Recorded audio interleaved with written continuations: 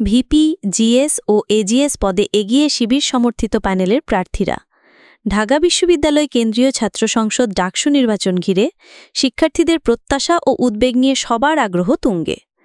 আসন্ন নির্বাচনে শিক্ষার্থীরা কাকে নেতৃত্বে দেখতে চান এবং তাদের মূল চাহিদাই বা কী, এসব নিয়ে প্রাক নির্বাচনী জরিপ করেছে ন্যারেটিভ।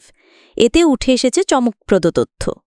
গত মাসের ৩০ তারিখ থেকে চলতি মাসের ৩ তারিখ পর্যন্ত চলা প্রাক নির্বাচনী জরিপে ঢাকা বিশ্ববিদ্যালয় আবাসিক শিক্ষার্থীরা ডাকসু নির্বাচন ও টপ 3 পজিশন নিয়ে কে কী ভাবছেন তা জানতে চাওয়া হয়েছিল। এই অল্প কয়েকদিনের মধ্যে সর্বমোট ১৪টি হল, 4টি মেয়েদের হল ও 10টি ছেলেদের থেকে ৫২০টি স্যাম্পল নেওয়া হয়। জেন্ডার, হল, বিভাগ এবং প্রত্যাশা অনুযায়ী বিশ্লেষণ করার জন্য প্রতিটি শ্রেণী, যেমন পুরুষ, নারী, প্রতিটি হল, প্রতিটি বিভাগ এবং প্রত্যাশা থেকে দেওয়া ভোটকে ১০০% ধরা হয়েছে। এরপর প্রত্যেক প্রার্থীর প্রাপ্ত ভোট এই শ্রেণীগুলোর মধ্যে কত শতাংশ তা হিসাব করা হয়েছে। জরিপে প্রাপ্ত ফলাফল: ১. ভোট দিতে আগ্রহী শিক্ষার্থীদের সংখ্যা ৯৪.৮% এবং বাকি ৫.১৮% আগ্রহী না। ২. ভিপি সহ সভাপতি পদে কাকে ভোট দিবেন তা এখনও সিদ্ধান্ত নেননি ২৪.৭% এবং বাকি ৭৫.৩% সিদ্ধান্ত নিয়ে ফেলেছেন।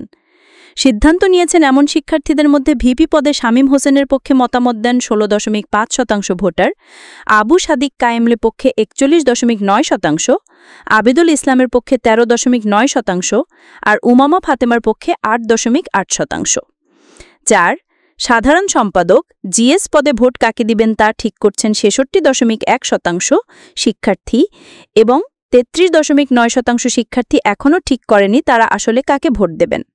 সিদ্ধান্ত নিয়েছেন এমন শিক্ষার্থীদের মধ্যে আরাফাত চৌধুরীর পক্ষে মতামত দিয়েছেন ১৬.১%, মেঘমল্লার বসুর পক্ষে ৯.১২%, এস এম ফরহাদের পক্ষে ৩২.১%, তানভীর বাড়ি হামিমের পক্ষে ১৬.১% আর আবু বাকের মজুমদারের পক্ষে ১৩.৭% শিক্ষার্থী। ৬. সহসাধারণ সম্পাদক এজিএস পদে ভোট দেওয়ার ব্যাপারে এখনও সিদ্ধান্ত নেননি ৪০.৮% শিক্ষার্থী।